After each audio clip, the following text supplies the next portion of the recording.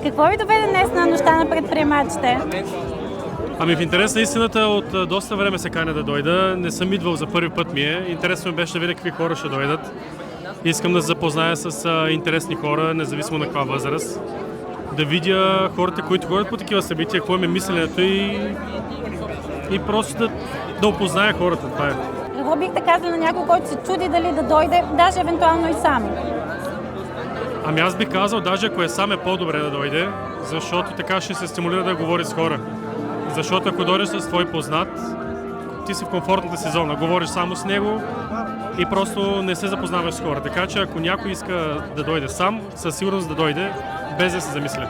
То тук не е некомфортна зона. Тук е комфортна зона, защото всеки един човек, който е дошъл тук и иска да се познае с теб, съответно ти не правиш първата крачка, ако си по-затворен човек. Много хора правят първата крачка към теб. Така че това изобщо не е некомфортна зона. Така че аз съм много за, хората да идват.